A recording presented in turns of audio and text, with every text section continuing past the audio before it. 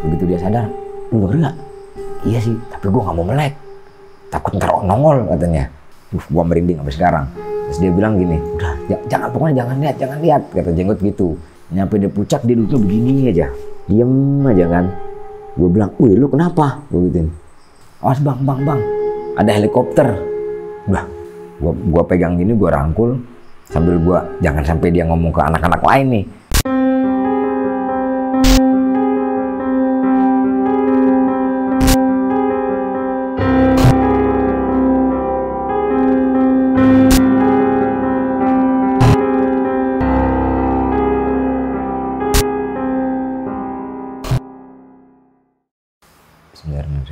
Assalamualaikum warahmatullahi wabarakatuh.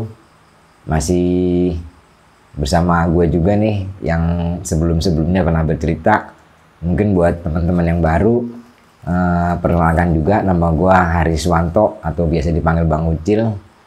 Yang sebelumnya dimana gue pernah cerita juga tentang Lawu, dan kali ini gue akan coba bawakan cerita tentang Ciremai, dimana pendakian gue sama teman-teman baru juga, anak-anak SMA lah rata-rata, yaitu di tahun 2011 terdapat beberapa kejanggalan juga dalam pendakian gua kali itu. Pertama, gua ngadain pendakian itu informasi dari temen gua Jaja. Kebetulan Jaja juga satu pabrik atau satu perusahaan dengan gua, yang mana Jaja itu adalah salah satu dari partai yang lumayan zaman itu lumayan terkenal juga. Dia minta tolong ke Jenggot, bahwasannya ada teman gue namanya Bang Jenggot atau nama aslinya Bang Eko. Nah, kebetulan Jenggot waktu itu datang ke rumah gue, ngajakin bla bla dan segala macamnya. Jenggot nggak mau, sebenarnya dia juga nggak mau, karena emang dia punya punya ujangan juga dari orang tuanya, bahwasannya dia nggak boleh mendaki dua gunung nih, yaitu Gunung Ciremai sama Slamet. Setelah itu gue bilang, oke, kapan kita tentukan waktunya? Kalau nggak salah waktu itu tanggal 24 Desember sampai 26 Desember 2011. Nah, gue sempet waktu itu libur pabrik juga.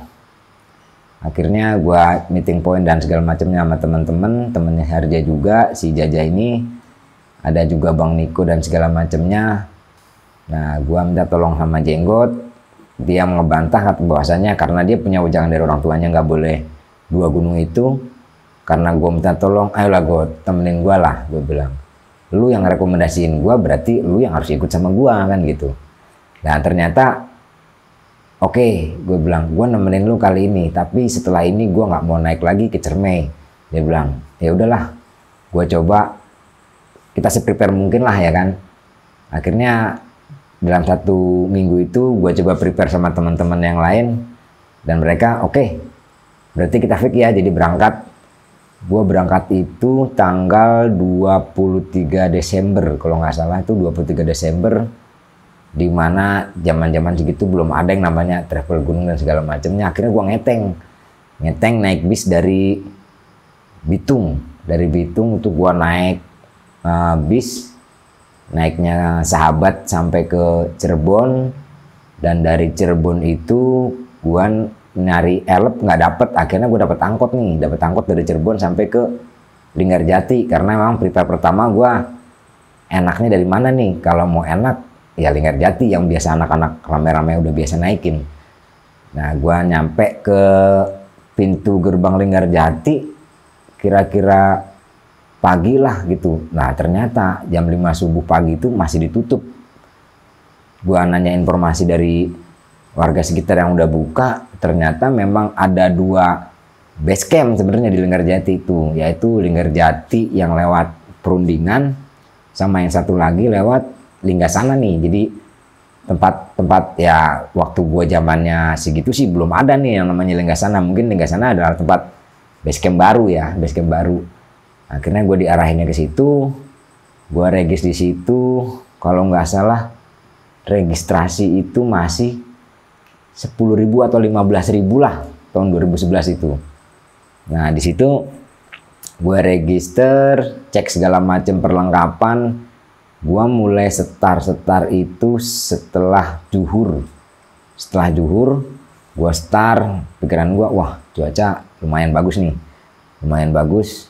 Mungkin waktu itu Desember, biasanya kan yang namanya Desember, Januari, Februari itu hujan lagi tinggi-tingginya siklusnya kan ya, masih belum kayak sekarang ini.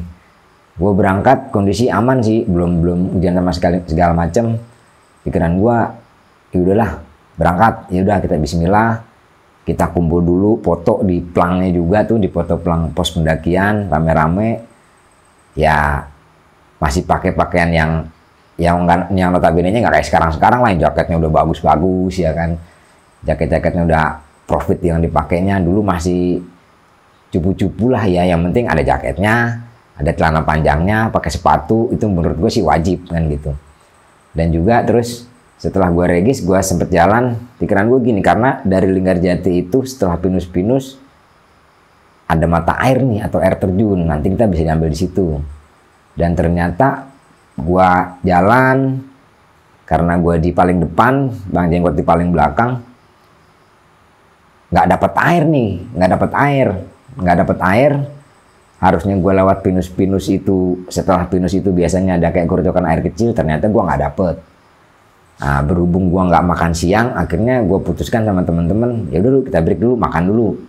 Akhirnya makanlah, gue pakai logistik yang anak-anak bawa ini sama air yang awalnya dibawa. Karena ekspektasi gue setelah pinus-pinus ini ada air nih, nanti kita ngambil. Nah, nyampe di situ gue makan, break istirahat. Ya karena mungkin gue dari Jakarta, dari Tangerang sendiri, nyampe ke Cirebon itu udah mungkin capek juga kan, lah nyari mobil dan segala macemnya. Break gue terlalu lama nih di situ tuh. Habis makan, orang-orang Indonesia lah, namanya habis makan pasti ngantuk, ya kan? Ngantuk, gue ngerokok sama Bang Jenggot nih. Kebetulan yang ngerokok cuman gue sama Bang Jenggot doang, yang lainnya nggak ada yang ngerokok. Berarti gue kita awet-awet nih rokok biar sampai pulang, ya kan? Akhirnya setelah jalan, gue prepare segala macam aman, packing lagi. Menjelang maghrib gue dapet salah kayak cekungan itu kayak bekas, entah itu cekungan bekas babi atau apa, ada airnya. Mau nggak mau gue ambil tuh air. Kebetulan juga alhamdulillahnya nih air bening Bang, walaupun ada ya yang notabene-nya entah itu uget-uget jentik nyamuk atau cacing-cacing tanah, yang penting gua filter dulu lah pakai kaos. Waktu itu gua masih pakai kaos kutang lah korbannya itu. Dapatlah gua air, kalau nggak salah itu 1 jerigen penuh sama yang kecil-kecil. Nah jerigen ini nih kebetulan yang bawa gua, karena emang gua dari dulu senengnya kalau naik gunung tuh bawa jerigen. Kenapa? Airnya banyak. Pertama, karena pikiran gue Cermai itu nggak ada air lagi selain di sini, karena udah di puncaknya udah nggak bakalan ketemu air. Nah, jalan berjalan, mulai maghrib gue break dari pos 1, terus mulai masuk ke pos 2. Tim mulai capek karena waktu juga udah malam juga, kurang lebih sekitar jam 8 lah. Jam 8 kita putuskan ketemu yang namanya dataran kosong nih, sedikit dataran kosong itu. Nah pikiran gua nih kayaknya gua kenal di tempat, ya kan, kalau nggak salah kuburan kuda. Cuma karena posisinya gelap, gua nggak tahu nih kuburannya ada di sebelah mana gitu kan. Yang setahu gue sih kalau yang sekarang mungkin kalau teman-teman tahu sekarang, kuburan kuda itu panjang gitu kan Bang, ada di belakang cakruknya yang bangunan udah jadi permanen, ada di belakangnya. Nah, gue kebetulan ngecamp di situ 2 tenda ngecamp, 1 tenda kapasitas 2-3 orang, yang satunya kapasitasnya 4-5 orang lah. Ngecamp, kita makan, begitu estimasi, ya udah besok subuh kita lanjutin aja. Ya udah akhirnya kita tidur. Nah posisi tidur nih udah mulai terjadi apa ya, kalau menurut gue sih ya namanya di gunung gelap kondisinya, sugestinya udah mulai nongol nih, sugesti, ya kan, Bang kita di mana? Setahu gue sih kalau di pos 2 namanya kuburan kuda. Nah terus kuburannya di mana? Yang jadi masalah gue juga nggak tahu tuh kuburannya ada di mana kan gitu. Yang jelas dapat tanah enak, dan karena di tendanya ngadep ke jalan, Gue tidur di depan tenda nih sama si Jenggot berdua. Cuma modal zaman segitu mah gue belum punya SB tuh, masih pakai jaket rumah sakit yang belang-belang sama sarungnya Bang Jenggot nih berdua. Tak gue pikir-pikir gini, wah kalau malam makin dingin Got. Gimana caranya kita biar anget? Akhirnya gue sama Jenggot putusin tidur pakai jas hujan nih, ponco. Biar nggak kehujanan juga, kalau hujan tiba-tiba hujan kan repot juga kan gitu modelnya. Akhirnya gue tidur. Nah tidur itu gue setengah, ya namanya mungkin gue tidur kecapean juga, Jenggot juga tidur kecapean juga, kayak denger apa ya, hewan lah, hewan tapi kayak kenceng gitu, tapakannya kenceng. Gue sempet, kalau dulu mungkin kalau Jenggot masih nginget juga, kaki gerak-gerak sama kakinya Jenggot gue. Got, tapi Jenggot nggak bangun-bangun posisinya. Gue bilang, weh kenapa? Begitu dia sadar, lu denger nggak? Iya sih, tapi gue nggak mau melek, takut ntar nongol katanya. Nah gue juga berpikiran sama, gue juga nggak berani balik nih, karena posisi gue sama Jenggot hadap-hadapan nih, hadap-hadapan. Jenggot yang ngadep ke gue yang ke hadap tenda. Daripada nanti ya namanya udah malam, kita juga hanya pendakian tim kita doang nih, nggak ada tim lain. Akhirnya gue putuskan untuk, wah pura-pura merem aja, pura-pura merem. Kok suaranya makin kenceng pikiran gue kan. Got, iya makin kenceng, kata Jenggot begitu. Gue bilang, gue merinding sampai sekarang. Terus dia bilang gini, udah jangan, pokoknya jangan lihat, kata Jenggot gitu. Gue bilang gini, terus berarti apaan itu yang lewat gitu kan. Nah, kebetulan gue pengen masuk pun, anak yang di dalam pun juga nggak berani keluar Bang. Ternyata denger juga tuh, denger apa namanya, nah, derap kaki itu. Pas begitu paginya gue melek mata sih, kalau dilihat bekas tapakan kaki mah nggak ada sebenarnya. Cuman kok semalam apa gitu kan yang lewat pikiran gue. Mulai azan subuh gue mulai packing lagi tuh, sambil ngobrol, gue sambil ngomongin yang semalam kejadian itu. Apaan ya semalam lewat ya? Pikiran gue, paling binatang-binatang biasa doang. Tapi kok suaranya makin deket pikiran gue kan. Ya nggak Got? Iya sih katanya. Nah gue bilang, udahlah biarin, yang penting kita aman. Nah, setelah gue prepare pagi setelah azan subuh ya mulai agak kelihatan ini dikit.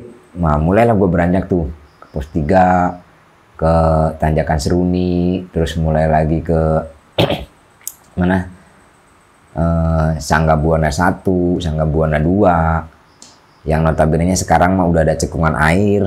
Waktu zaman 2011 mah belum ada air sama sekali tuh, mulai dari pos 2 sampai ke Pengasinan.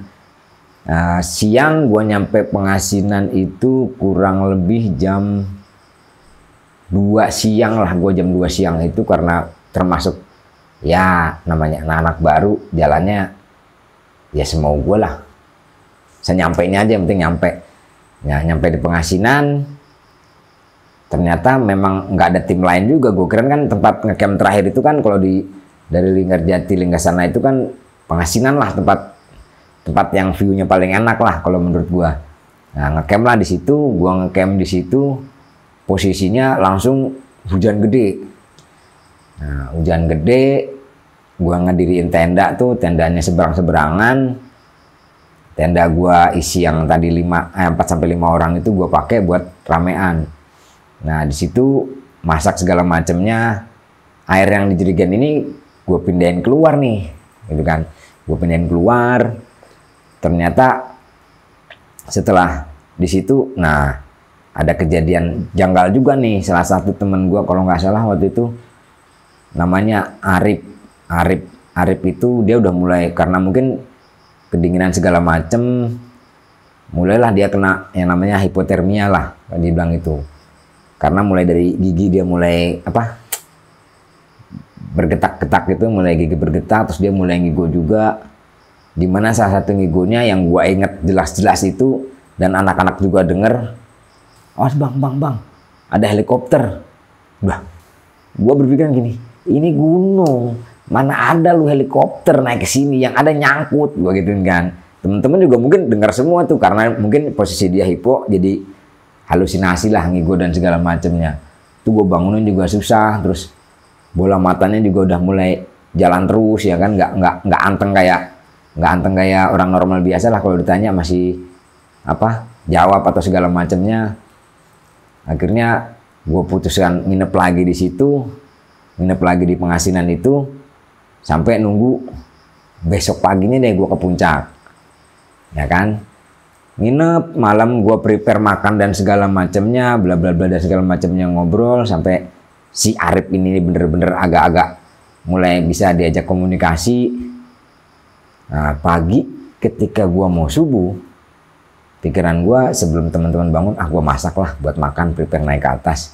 Pikiran gue gitu, karena gue inget gue masih punya air di jerigen itu malam. Kan jerigen itu gue taruhnya di luar nih, di luar tenda.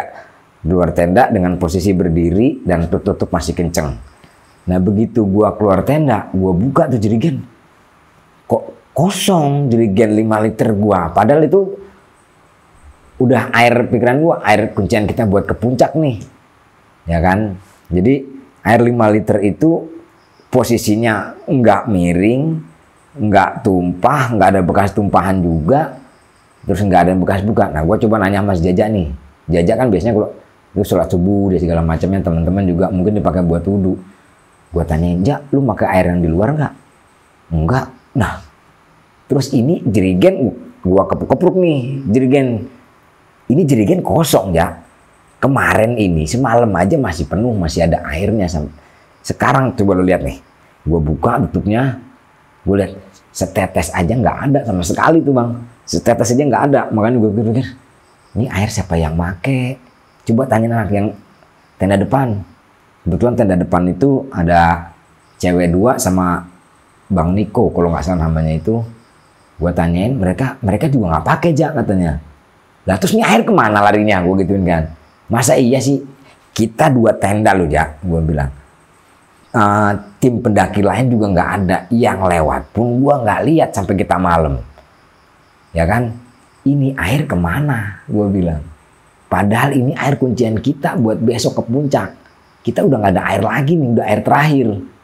Emang posisi waktu itu udah pikiran gua adalah kuncian buat 5 liter cukuplah 12 orang sampai puncak, ntar turun lagi. Ternyata wah gua udah pasrah aja lah, air udah nggak ada. Di Pengasinan juga udah nggak kebagian air sama sekali. Gua putuskan sama tim rembukan, di mana rembukan gue ini kita mau lanjut ke puncak atau kita mau turun. Dengan estimasi waktu ke puncak paling cuma 2 jam, turun kita masih makan waktu 8 jam.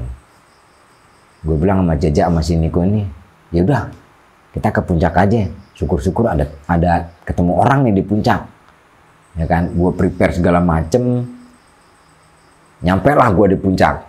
Di puncak itu gue sempet foto-foto. Nah si Arif ini nih di puncak masih apa ya, masih belum normal lah, masih gojek-gajek. Karena yang waktu pertama itu dia yang di apa namanya kuburan kuda itu dia dengar suara itu juga, dan di Pengasinan juga dia kena hipo.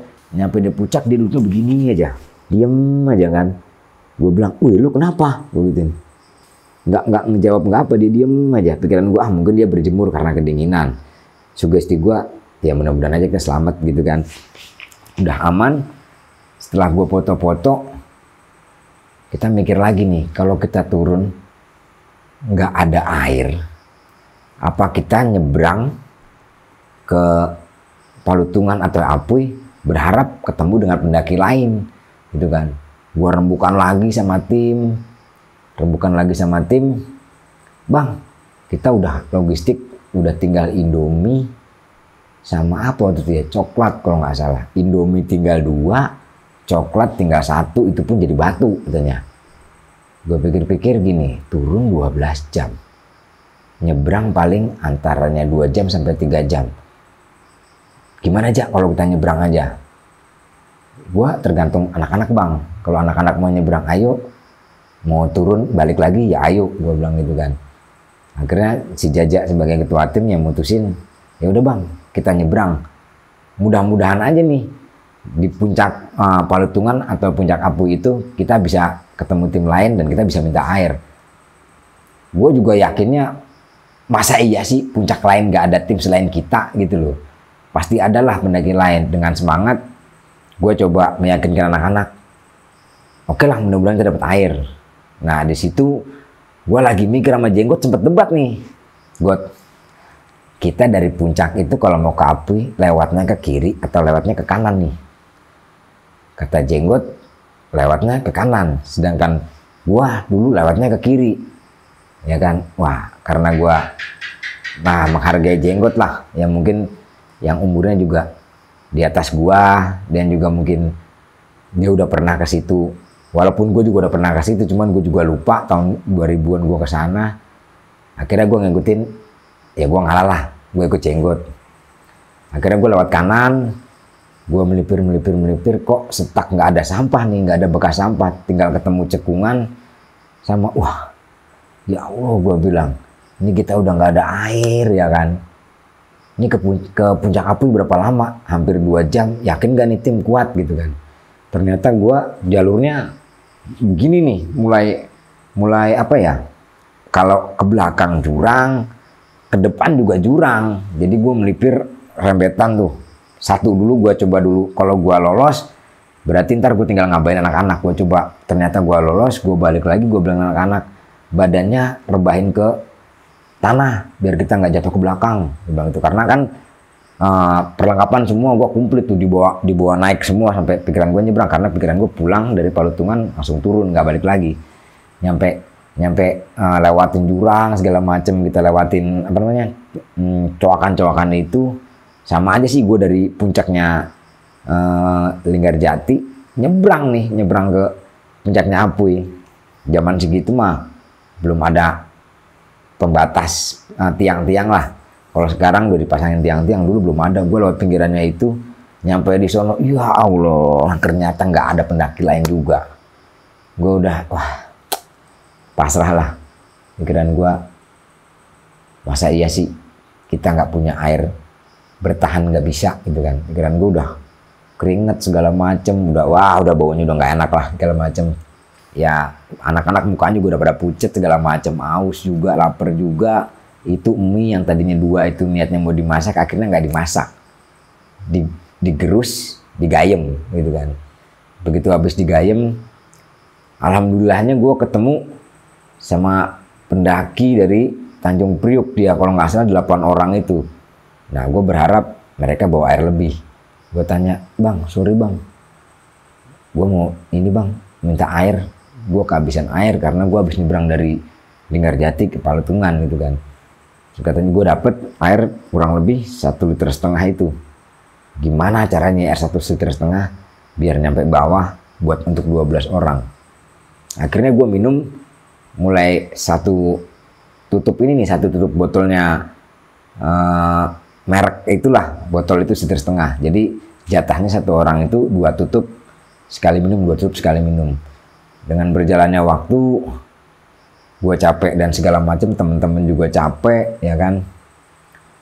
Nyampe lah di salah satu pos, gue juga lupa namanya pos apa itu.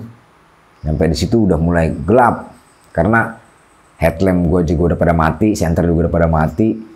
Tinggal ngikutin pikiran gue, udahlah nyari amannya aja, kita jalannya pelan-pelan. Nah mulai diturun itu, gue maghrib sempet ngomong sama Jenggot begini, Got, mudah-mudahan kita turun sebelum malam nih. Ya mudah-mudahan bang. Ternyata gue maghrib masih di jalur. Karena maghrib masih di jalur, gue ngomong sama Jenggot, Got, lu mau di depan apa gue yang di belakang? Gitu kan. Kata Jenggot, udah bang, lu depan aja biar gue di belakang. Nah, jalan mulai mendekati masuk Isya itu, gue sempat ngeliat kayak entah itu orang, entah itu apalah namanya. Gue bilang sama Jenggot, Got, jam 9. Nah anak-anak ada yang nutup, belum bang, belum jam 9. Baru juga jam berapa, jam 7 lewat gitu kan. Nah Jenggot kebetulan ngerti nih bahasa yang gue omongin tadi jam 9 gitu kan. Gue jam 9. Nah Jenggot ngerti, iya, break gitu kan. Nggak taunya Jenggot juga lihat nih. Dia bilang, sekelebatan juga kan, karena gue bilang sama Jenggot, akhirnya gue lari lah ke Jenggot nih ke belakang, ya kan, teman-teman yang lain duduk di kayak jalur gitu kan, di pinggiran jalur tengahan. Nah, salah satu dari anak itu yang cowok itu bilang, "Bang, gua nyium bau sesuatu nih," ya kan. Gua sama Jenggot, "God. Anak itu tarik ke sini, God," gua bilang gitu. Begitu Jenggot ngomong, "Iya, gua juga." Akhirnya gua lari ke depan ke anak yang tadi nomor 2 di belakang gua kan. Lari ke depan, anak itu gua rangkul gini. "Lu nyium bau apaan?" katanya. "Gua nyium bau melati, Bang," katanya. "Udah, lu diem aja. Ini nggak apa-apa, Bang. Nggak apa-apa. Ini mau maghrib. Kita break aja dulu," gue bilang. "Selalu aja dulu." Gua pegang gini, gua rangkul sambil gua jangan sampai dia ngomong ke anak-anak lain nih. Pikiran gua kalau dia ngomong ke anak-anak lain, bubar dah nih gua urusannya nih, ya kan. Gua hadepin dan gua tahan dia mau ngomong, "Jangan, udah pokoknya lu diem aja, ada gua di sini, tenang." Got jam 9, masih jam 9 gue gituin kan. Jenggot penasaran nih. Akhirnya Jenggot majulah ke gua nih, gua merinding tuh. Jenggot maju ke gua. Kebetulan waktu itu gua nemu kayu kurang lebih 1 meter lah. 1 meter. Sebenarnya sih gue nggak berani posisinya waktu itu tuh. Gua sama Jenggot ke arah jam 9 tadi gua omongin. Lumayan pohon gede lah, nggak bisa dirangkul juga. Gua merinding juga posisi waktu itu, nekat berani nggak berani sama Jenggot nih berdua. Jadi modelnya kayu yang panjang tadi gua oprak gitu kan, sampai gua nemu pohon yang tadi gue lihat ada yang putih-putih tadi. Kata Jenggot, "Kok makin wangi, Bang," katanya. "Iya ya, makin wangi ya." Wah, merinding semua nih cuy. Makanya gua sampai bilang, "Ini apaan sih sebenarnya?" Terus yang anak tadi bilang, Bang, udah teriak-teriak, "Bang." Aduh, God, jangan-jangan anak itu juga lihat, God, gue bilang gitu. Akhirnya gue lari lah sama Jenggot tuh, balik lagi lari sama Jenggot. Lari, segala macem. Gue udah kita lagi, "Kenapa?" "Tadi ada, Bang, gue lihat ada yang kayak, apa namanya, kayak asap dah gitu," kayak dia bilang asap. "Emang Bang Ucin ngerokok?" "Ya gue lihat sendiri tadi, udah nggak ngerokok kan," gue bilang gitu. Yang anak-anak lain juga nggak ada yang ngerokok. Yang ngerokok cuma gue sama Jenggot. Sekarang kalau gue sama Jenggot nggak ngerokok, itu asap siapa kan gitu. Nah lo, terus siapa, Bang? Nah itu dia yang tadi gue beru-beru ke sono. Pikiran gue sama Jenggot apa gitu, apa ada orang nabun, pikiran gue apa ada apalah segala macem. Ternyata nggak ada nyampe di sono. Cuman cium bau wangi doang. Sama kan lu juga cium bau wangi? "Iya, Bang. Makanya udah lu diem aja, nggak usah teriak-teriak. Takut ntar teman-teman yang lain pada kabur," gue bilang. Karena biasanya kalau udah dengar kayak gitu, antaranya mereka mencar atau mereka ketakutan. Daripada sugestinya begitu, udah mendingan lu diem aja sama gue sama Jenggot, gue bilang gitu. Nah, diemlah akhirnya dia tuh. Gue break sebentar sampai azan itu selesai. Gue mulai jalan lagi pelan-pelan nih. Gue pindah posisi dari mulai gue di depan, Jenggot lah sekarang yang di depan, gue di belakang. Jenggot jalan, terus dia bilang gini, "Bang, kita break dulu ya. Ada namanya dulu pertigaan, apa ya namanya itu? Kayak bumi perkemahan lah, bumi perkemahan. Di situ ada bangunannya juga." Pikiran gua, harusnya nih air ini kenceng nih kali ini nih gue, tapi kok nggak ada airnya, pikiran gua gitu kan. Wah, udah akhirnya gua break semua di situ. Logistik yang ada tuh tinggal coklat. Gumpalan coklat doang. Akhirnya gue mulai gerus dikit-dikit pakai pisau pramuka tuh. Ayo, tangannya pada nadah begini, daripada kita yang paling nggak mulut ada manis-manisnya lah coklat itu. Gerus. Nah di situ gue kelelahan juga, teman-teman juga bawaannya lapar. Pikiran gue, besok harus balik nih kita semua. Mau nggak mau gue tetap lanjutkan perjalanan itu. Akhirnya ya udah. Ada 3 jalur nih, Gue bilang, "God, gue jalan dulu ke sana, kurang lebih gue 20 meter. Kalau emang nggak ada bekas sampah atau patahan apa, balik lagi," gue bilang gitu. Akhirnya gue dipencar nih, Jenggot sama gue mencar. Yang lainnya tunggu di kayak pertigaan itu, udah kita stuck di sini dulu. Nah disitulah gue berpikir gini, Gue ambil jalur yang kiri, Jenggot yang tengah, Jaja yang kanan. Gua sama Jenggot ketutup mulai tuh, pohonannya masih rapet beradu, walaupun emang kayak jalan setapak tapi ketutup. Pikiran gua nggak mungkin God, orang nggak mungkin ada yang lewat tempat jalur gua tadi. Jenggot juga sama begitu. Nah si Harja nih, si Jaja ini ngeplong. Akhirnya oke, stuck, kita ikut ke kanan, ikutin jalurnya Jenggot. Karena gua bertiga ini juga yang lihat jalur lempeng tuh tinggal Jenggot doang. Akhirnya gue putuskan sama tim, ya udah kita ngikutin jalurnya si Jenggot. Jalurnya si Jaja ini. Jalur di Jaja gue nyampe jam 9 malam. Jam 9 malam segala macem. Nah, mulai gelap karena kita nggak ada headlamp nih. Nggak ada headlamp, nggak ada apa. Cuma masih ada kayak cekungan-cekungan air itulah. Cekungan air itu akhirnya gue ngelewatin terus. Berjalannya waktu, gue berjalan, udah saking perut lapar, air habis, ya kan. Logistik udah nggak ada lagi, coklat pun juga udah habis. Yang namanya manusia itu ada batasnya kan gitu. Nah begitu jalan, semua diem, karena mungkin lapar dan segala macamnya. Si Jenggot ini ngelihat menara. Nah, menara. Kalau sekarang kan menara tuh suka di atas lip klap-klap merah gitu kan. Nah Jenggot bilang, wah menara udah deket, berarti deket penduduk nih, pikiran gue udah mau nyampe gitu kan. Terus gue lihat lagi, yakin gak itu menara? Oh iya, jangan-jangan menara. Ya udah God, ikutin jalurnya dia aja sampai kita lihat menara. Gue ikutin tuh di alam ya kan. Ntar menara itu lep-lepnya hilang, lep-lepnya itu hilang, wah ketutup pohon. Ya udah, sambil pelan-pelan tuh gue jalan ngeliatin jaluran bawah, kelihatan lagi tuh kelap-kelip itu. Kelap-kelip itu kelihatan lagi, warnanya merah. Pikiran gua udah sugestinya, alhamdulillah penduduk ya kan. Deket menara berarti udah deket sama penduduk. Sugestinya begitu. Kalau normal gue pengen gitu. Ternyata gua berjalan. Kok gua nggak ngelihat menara lagi nih, tadi kan menara terang gitu kan. Namanya lampu kelap-kelip. Terus gua dalam hati gini, ya Allah, kok menaranya bisa nggak ada gitu kan. Ternyata begitu gue lewat lagi, itu menara udah nggak merah warnanya, udah agak-agak hijau, agak-agak biru gitu kan. Wah, jangan-jangan kunang-kunang gue gituin kan. Bukan bang, itu menara, orang tadi merah gitu kan. Nah sekarang kenapa yang merah tadi bisa berubah warna gue gituin kan. Kan menara mas tau gue, ya udah merah-merah aja, nggak bakalan berubah gitu kan. Akhirnya gue ngikutin terus, gitu, ketemulah gue sama palung lah, apa jurang gitu, modelnya jurang. Tuh Jaja gue segala macem tuh, sampai istighfar segala macem, astagfirullahaladzim gue bilang.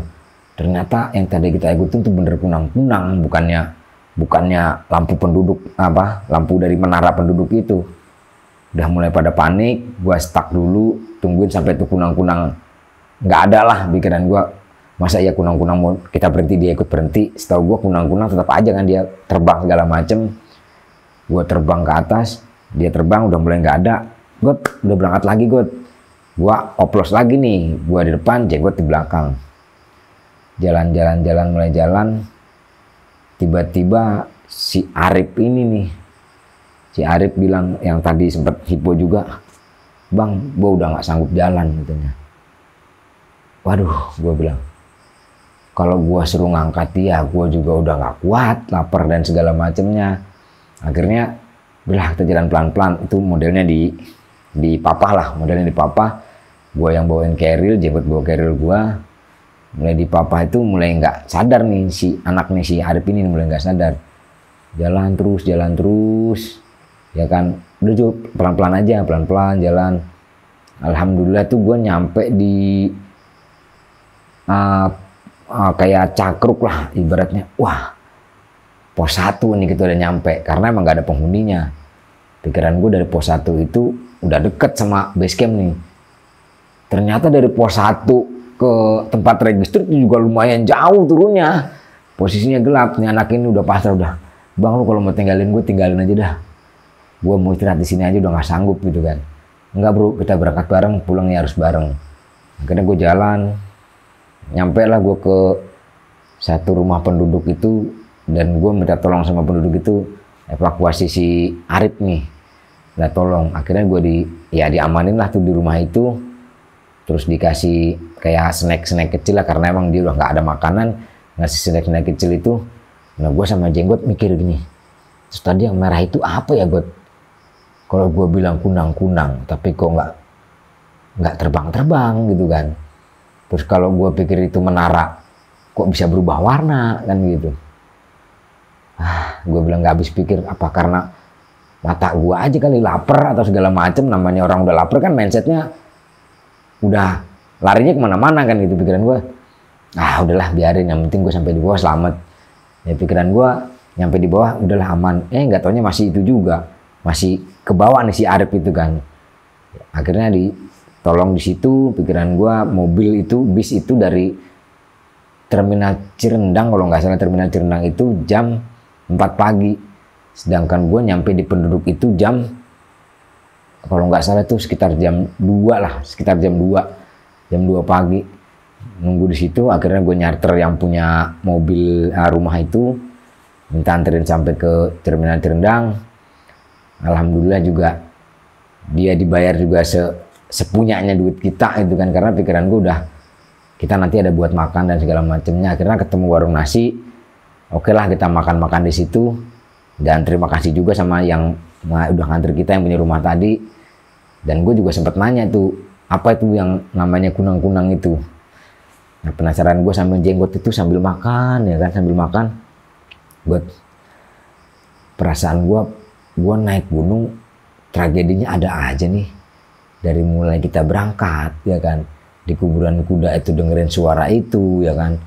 Terus di pengasinan air gue hilang coba 5 liter. Siapa yang ngambil? Gak ada yang ngaku. Orang kita 12 orang, masa satu pun gak ada yang ngaku? Emang setan yang makan begitu kan? Gak mungkin tuh setan minum air 5 liter. Gue bilang gitu. Namanya setan mah gak mungkin minum air dari jerigen. Air dari embun juga bisa kali kan gitu kan. Jadi pertanyaan gue, itu air kemana kan gitu. Terus jalan. Terus pagi-pagi udah malam-malam ketemu kunang-kunang coba.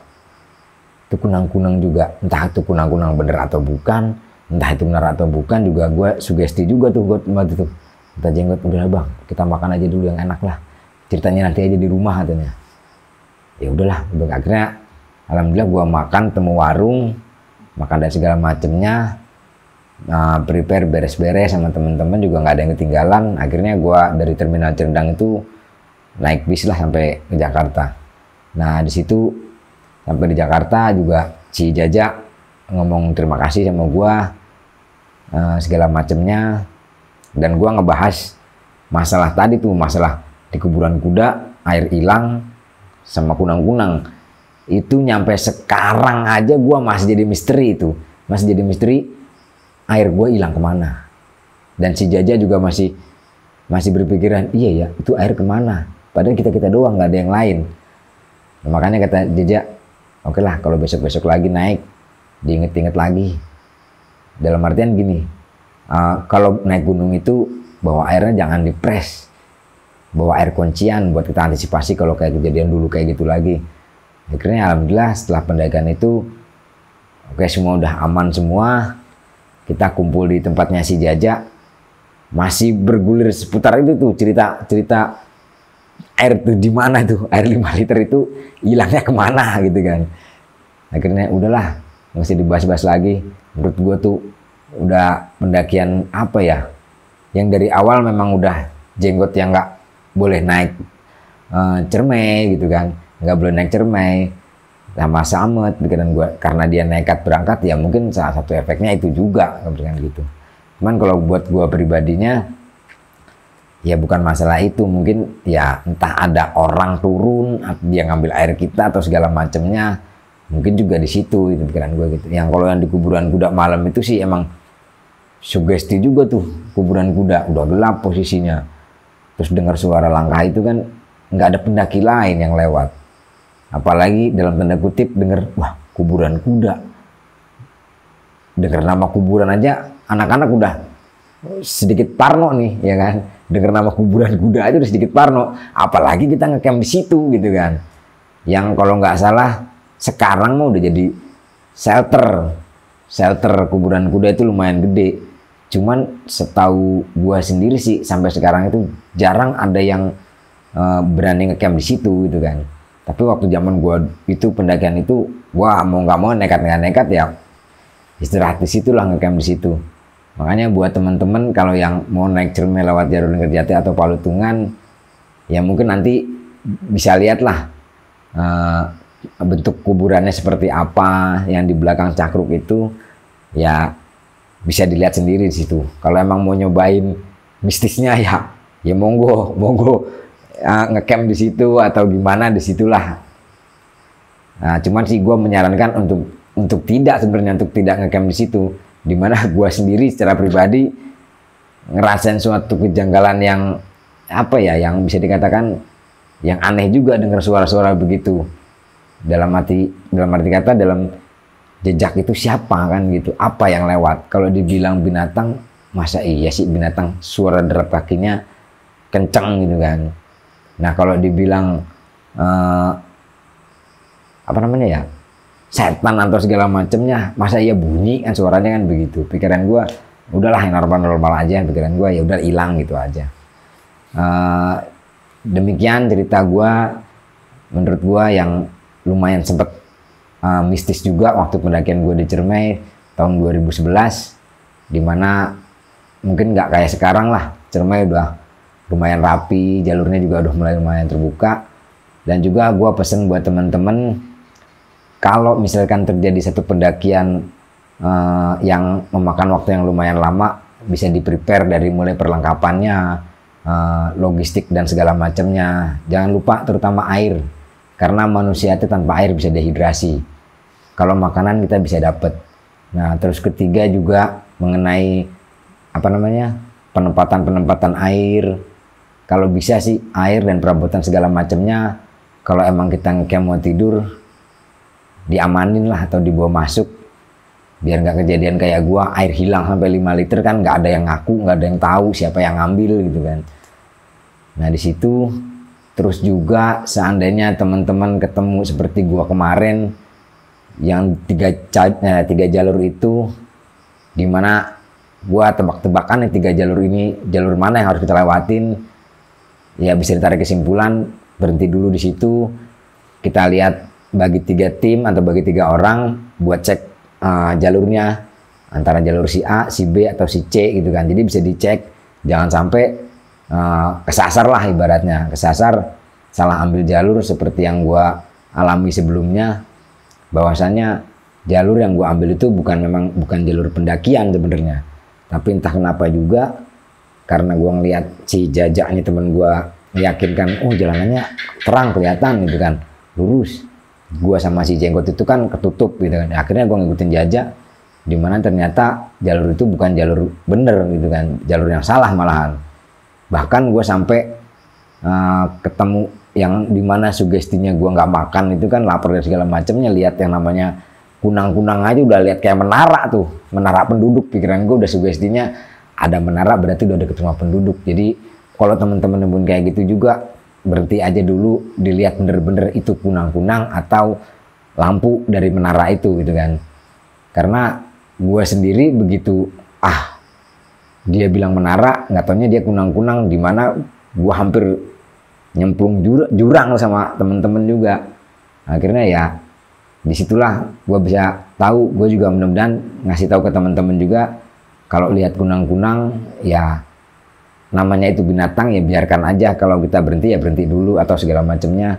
Yang ditakutkan kayak gue ngikutin kunang-kunang malah nyemplung ke jurang gitu kan. Ya udah nyampe di situ. Terima kasih juga buat temen-temen yang udah mau ngedengerin cerita gue di Ciremai waktu itu. Ya mudah-mudahan apa yang gue alamin nggak terjadi sama teman-teman sekarang ini, dan juga mengadakan satu pendakian yang lebih prepare atau yang lebih matang lagi dari gue sebelumnya. Jadi seandainya ada kendala-kendala yang gue alamin kemarin, teman-teman tidak mengalami kendala apa yang gue rasakan kemarin. Gue rasa cukup untuk sekarang. Cerita gue kali ini, mungkin suatu saat nanti gue akan cerita dengan cerita-cerita yang baru lagi. Cukup sekian dan terima kasih. Wassalamualaikum warahmatullahi wabarakatuh.